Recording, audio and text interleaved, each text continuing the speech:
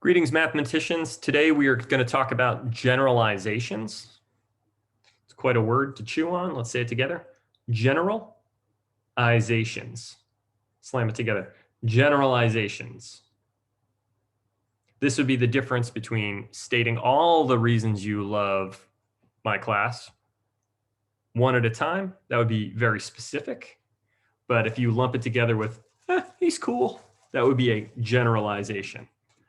All right, now we're going to take some notes on what that means in math. 29L, 29R.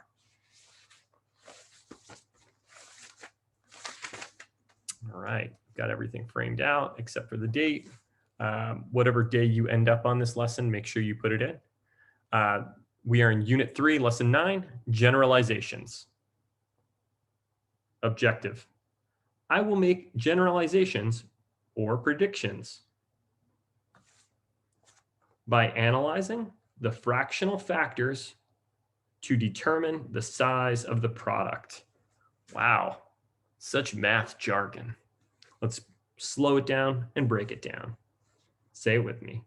I will make generalizations or predictions.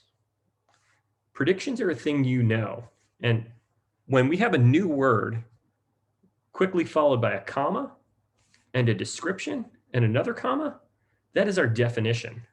So here we're talking about a generalization. It's a general prediction. All right, let's jump back into it. I will make generalizations or predictions by analyzing the fractional factors. Now, we have talked a lot about analyzing, and really we're just saying we're looking deeply. We're going to look at those numbers and we're going to determine what they mean to each other, what they mean to the size of whatever we're studying, but we're going to look closely. Next up, fractional factors to determine the size of the product.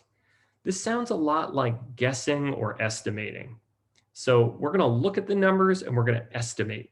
So generalizations, maybe this really means to have an informed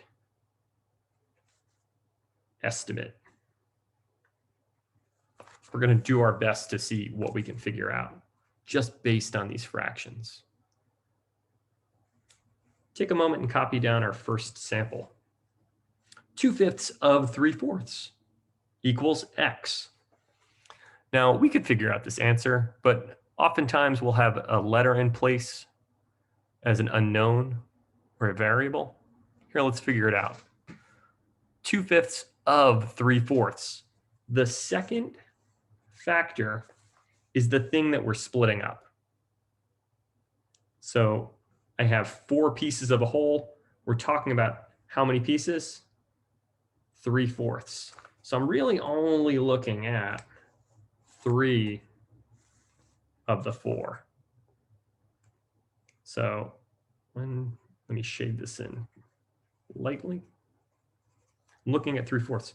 What is 2/5 of 3/4? So now they're saying to split that thing up into fifths.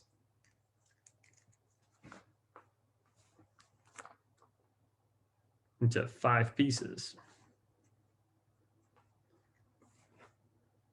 1, 2. So this would be 2/5 of 3/4. So we're making it a lot smaller. Will the product be greater than, less than, or equal to the thing we started with? We're getting a portion of a portion. That's right, it's going to be less than. So let's work it out the way we know how. 2 times 3 is, let me put it on the side.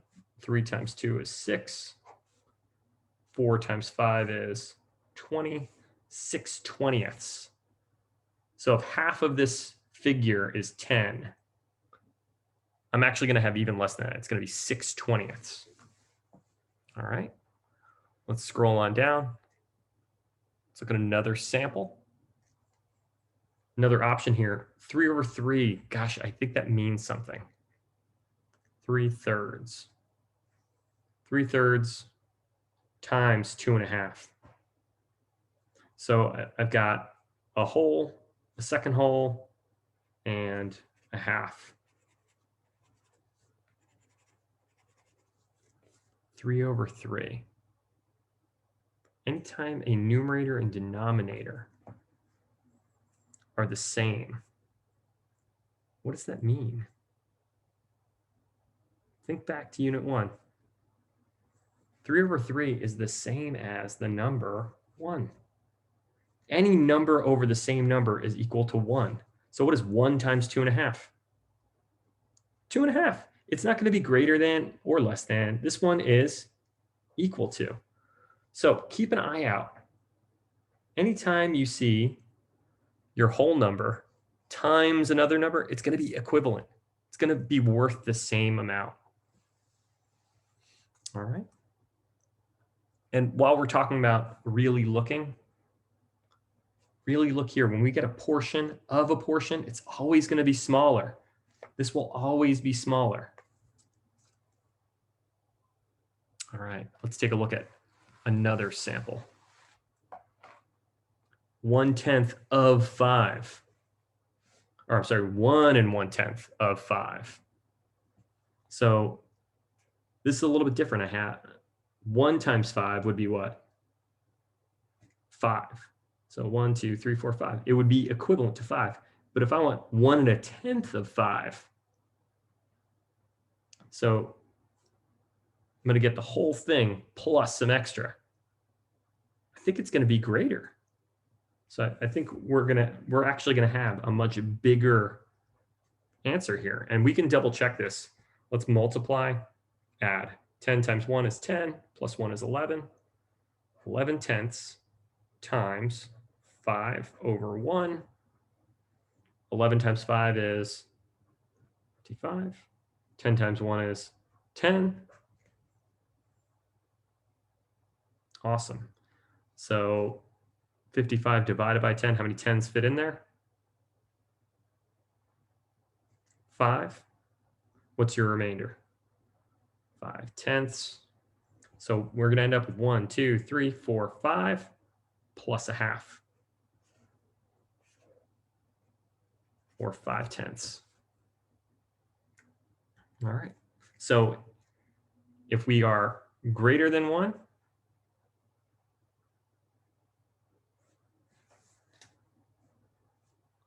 the answer, the product, will be bigger.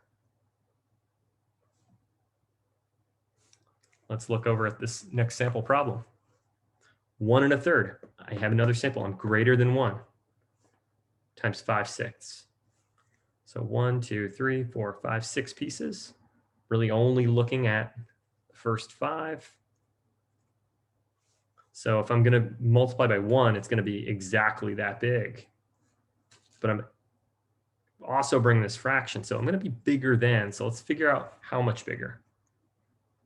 3 times 1 plus 1, 4/3, times 5/6, 4 times 5, 20, 3 times 6, 18.